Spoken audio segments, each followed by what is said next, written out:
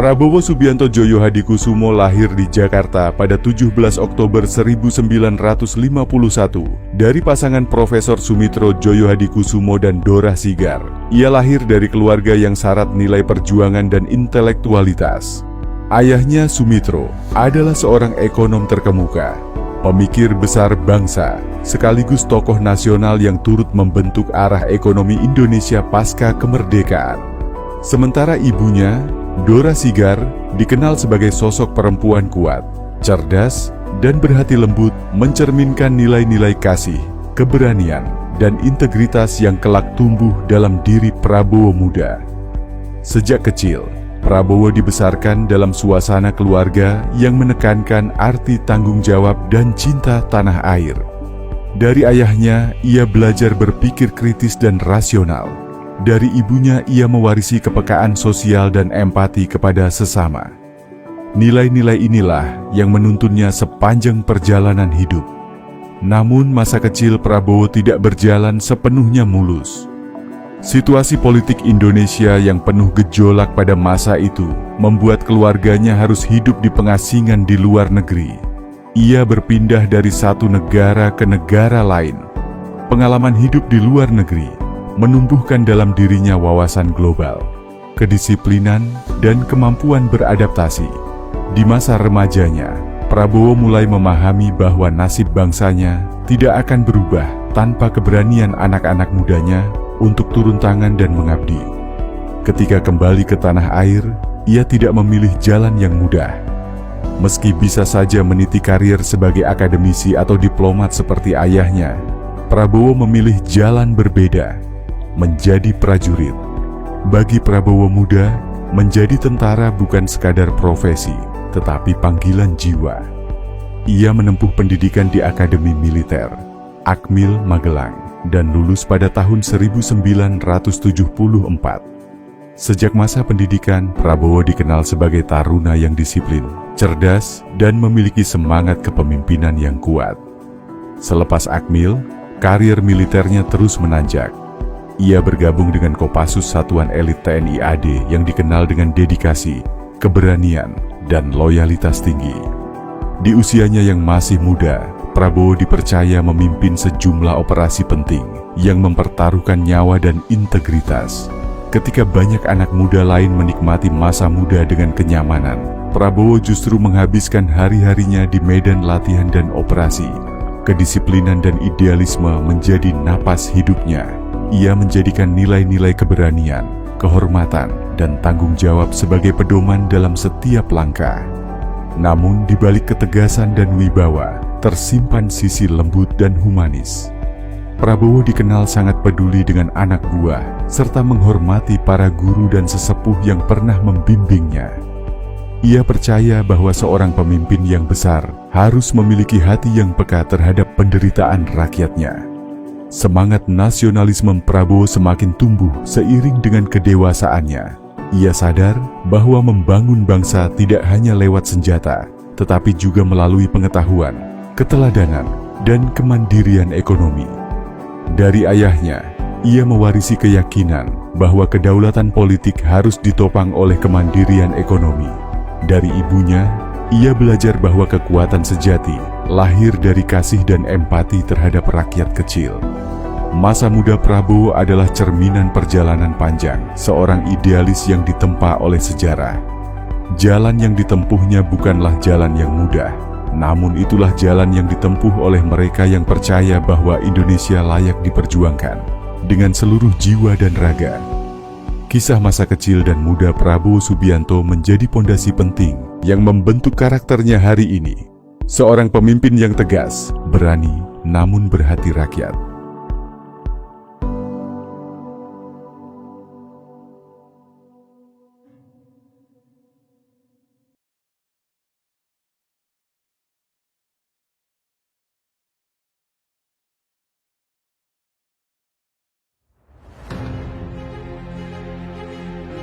Lembah Hambalang bukan sekadar pusat pelatihan, tetapi kawah candra di muka, tempat ditempanya kader-kader bangsa. Mereka yang bertekad mengabdi sepenuh hati untuk rakyat dan negara. Di sanalah tempat dilahirkannya para pejuang politik Partai Gerindra. Di sanalah Prabowo Subianto menanamkan nilai-nilai dasar perjuangan tentang disiplin, tentang kesetiaan, tentang cinta yang tulus kepada rakyat Indonesia.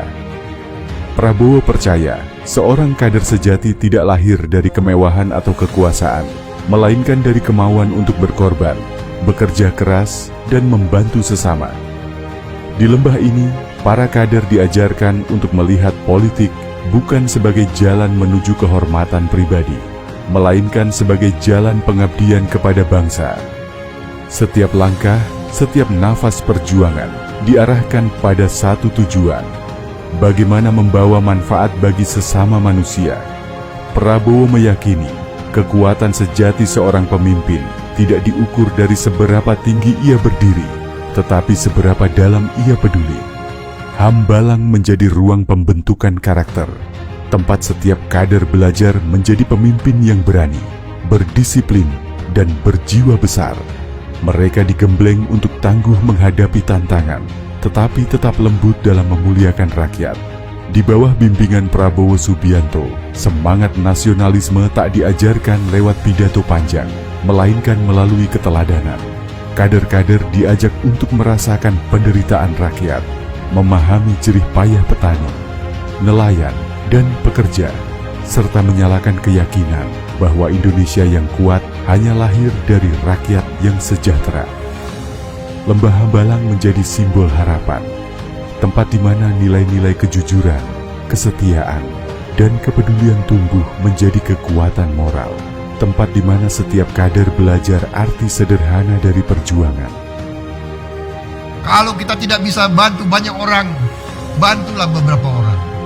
Kalau kita tidak bisa bantu beberapa orang, bantulah satu orang. Dan kalau kita tidak mampu membantu satu orang, janganlah buat orang itu susah. Dari lembah ini, lahir generasi penerus yang berjiwa patriot, yang mencintai rakyatnya, setia kepada negaranya, dan teguh pada cita-cita Indonesia Raya. Karena bagi Prabowo Subianto, perjuangan tidak pernah berhenti. Ia hanya berganti medan, dari barak ke rakyat, dari senjata ke kebijakan, dari medan perang menuju pengabdian untuk bangsa.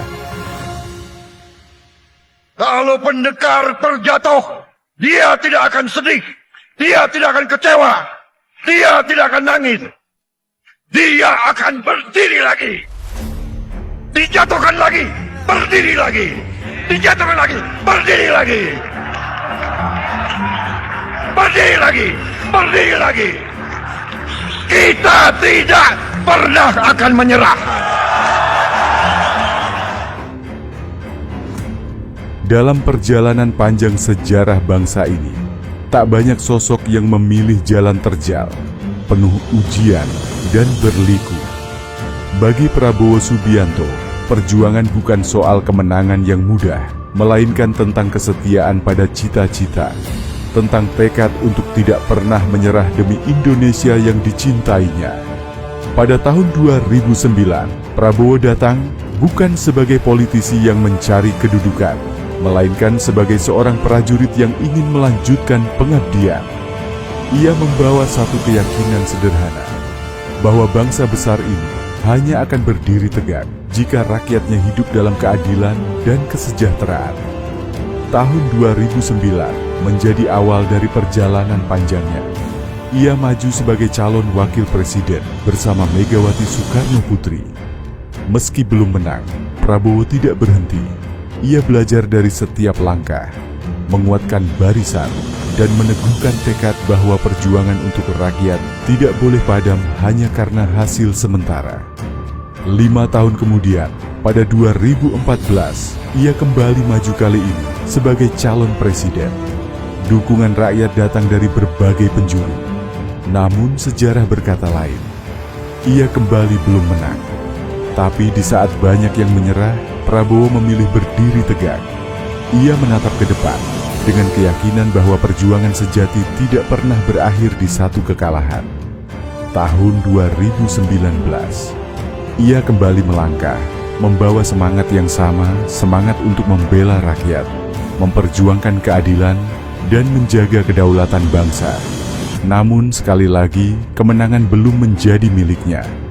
3 kali kalah, 3 kali diuji, tapi 3 kali pula ia bangkit.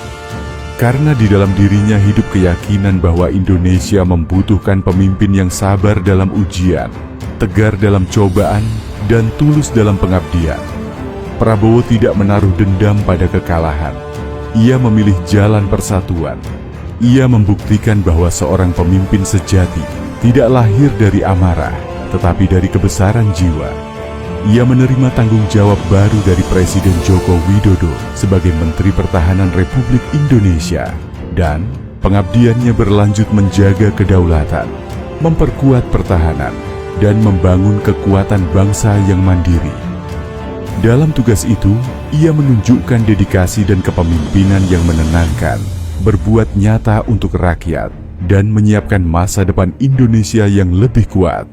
Keputusannya untuk bersatu demi bangsa membuktikan satu hal, bahwa bagi Prabowo Subianto, kepentingan rakyat selalu lebih tinggi daripada ambisi pribadi. Setelah lebih dari 1 dekade perjuangan tanpa henti, tahun 2024 menjadi saksi sejarah. Rakyat Indonesia memberikan amanah tertinggi kepadanya memimpin negeri ini sebagai Presiden Republik Indonesia. Kemenangan itu bukan sekadar hasil dari pemilu, melainkan buah dari kesabaran, ketulusan, dan keteguhan hati seorang pejuang yang tak pernah menyerah. Dari perjalanan panjang itu, kita belajar bahwa perjuangan sejati bukan tentang seberapa cepat mencapai puncak, tetapi tentang seberapa kuat seseorang bertahan di setiap jatuhnya dan tetap memilih bangkit demi bangsa yang dicintainya. Perjuangan panjangnya menjadi saksi bahwa cinta kepada tanah air tidak pernah usang dan keyakinan terhadap rakyat Indonesia tidak pernah padam. Karena bagi Prabowo Subianto, setiap luka adalah pelajaran, setiap kegagalan adalah tangga menuju pengabdian bagi negara dan rakyat Indonesia.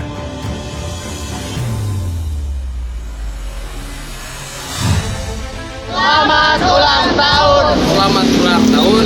Selamat Wilujeng Tepang tahun. Selamat ulang tahun. Selamat ulang tahun. Selamat ulang tahun Untuk Pak Prabowo. buat Bapak Prabowo Subianto. Kami ucapkan kepada Bapak Prabowo. Kanggo Bapak Presiden Prabowo.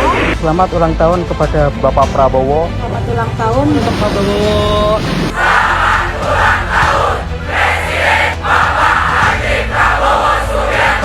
Semoga panjang umur dan selalu dimudahkan rezekinya. Dilancarkan segala urusannya, keluarga juga dan bisa jadi pribadi yang lebih baik lagi untuk Indonesia dan untuk semuanya. Selamanya sayang pada rakyat seluruh Indonesia. amanah semakin peka. Semoga tambah jaya, mampu membawa bangsa ke arah kemajuan. Semakin menjadi yang lebih baik lagi untuk masyarakat.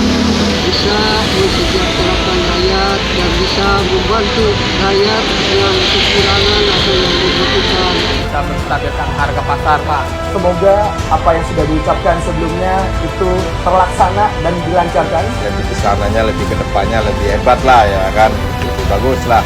Kesejahteraan. Kalau negaranya ini kan pimpinannya lebih pintar, lebih bijak kan, bisa nyetabilin ekonomi. Makin sukses dalam membangun Indonesia. Semangat. Terima kasih Pak atas semangatnya untuk pembangunan dan support pembangunan. Semoga ini memberikan kemaslahatan buat kita semua.